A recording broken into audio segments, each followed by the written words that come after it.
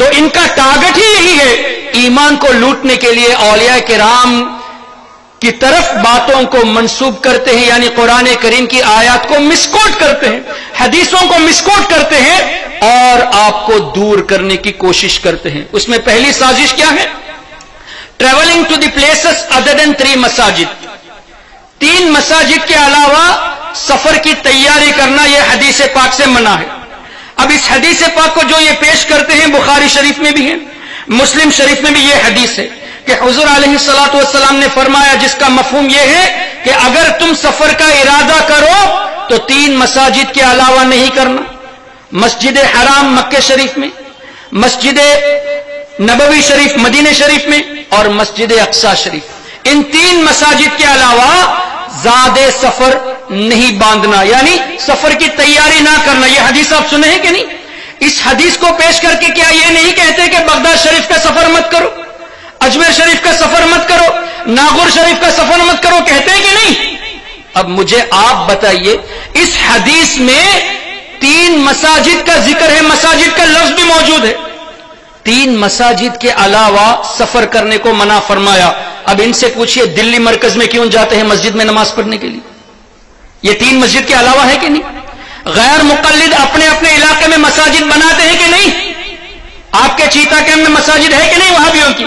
کیوں مساجد بناتے ہیں؟ جب 3 مسجدوں کے علاوہ سفر ہی منع ہے تو مسجد بناتے کیوں ہو؟ اور یہ لوگ تبلیغ کرنے کے لیے جیسے پاکستان گئے رائیونڈ، یہاں گئے سہارنپور دیوبند میں، اور وہاں بھی یہ بھی جب اپنی اپنے اجتماع کرتے ہیں تو کسی مخصوص علاقے کی طرف سفر کرتے ہیں کہ نہیں؟ باقاعدہ ٹکٹ دے کے، یعنی کنسیشن ریٹ دے کے لوگوں کو فری میں ٹکٹ بھی پرووائڈ کر کے بلاتے ہیں۔ سفر ہوا کہ نہیں؟ یہ سفر بھی ناجائز ہونا چاہیے۔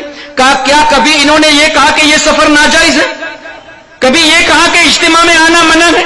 حدیث سے منع ہے 3 مساجد کے علاوہ سفر نہیں کرو، اس حدیث کو کبھی پیش نہیں کرتے۔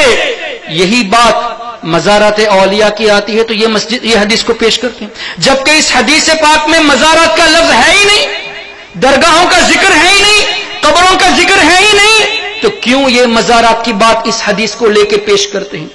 یہ لوگ یہ کہنا چاہتے ہیں کہ تم لوگ مزارات کی طرف سفر کرتے ہو، یہ غلط ہے، یہ حرام ہے، حدیث میں منع کیا گیا، جبکہ حدیث میں مزارات کی طرف سفر کرنے کو منع کیا نہیں گیا۔ اس کے برعکس کتنی حدیثیں ہیں۔ ہمارے آقا صلی اللہ تعالی علیہ وسلم ہفتے میں 1 دن شہداء احد کی مزار پہ حاضری دیتے تھے، سفر ہوا کہ نہیں؟ اسی طرح تفسیر ابن کثیر میں بھی یہ حدیث مذکور ہے کہ حضور علیہ الصلوۃ والسلام سال میں 1 مرتبہ 1 دن مقررہ پر اور شہداء احد کی بارگاہ میں حاضری دیتے تھے، تو مزارات کی طرف سفر کرنے کی حدیث تو موجود ہے۔ اس حدیث کا مفہوم کیا ہے؟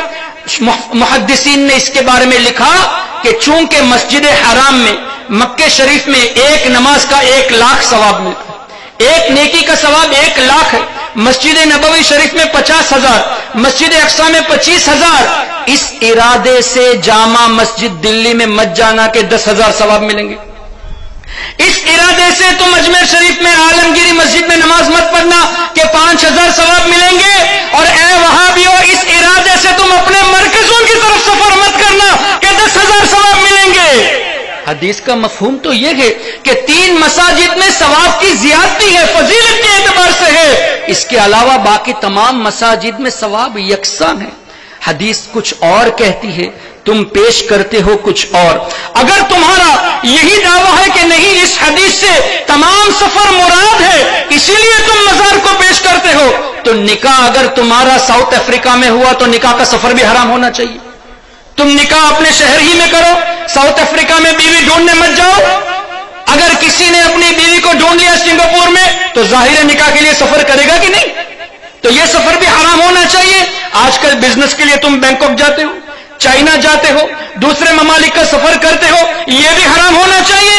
لیکن جواب کیا دیتے ہیں؟ نہیں، چونکہ بزنس کا سفر حدیث سے ثابت ہے، شادی کا سفر حدیث سے ثابت ہے، اس لیے یہ حدیث پاک اس پر فٹ نہیں ہوتی۔ تو ہمارا جواب بھی سمپل ہے، مزارات پہ جانا بھی حدیث سے ثابت ہے، یہاں کیوں فٹ کرتے ہو؟ مزارات پہ جانا بھی حدیث سے ثابت ہے، یہاں کیوں فٹ کرتے ہو؟ پتہ کیا چلا؟ اولیاء کرام سے دشمنی اور یہی وہ بیس ہے جس کی بنا پر یہ ہمارے ایمان کو لوٹنے کی کوشش کرتے ہیں. اور آگے بڑھتے ہیں. ہم غلامان احمد رضا ہیں، کوئی بھی ہم سے جیتا نہیں ہے. اگر آپ نے ابھی تک ہمارا چینل سبسکرائب نہیں کیا تو ہمارے چینل کو سبسکرائب کر لیں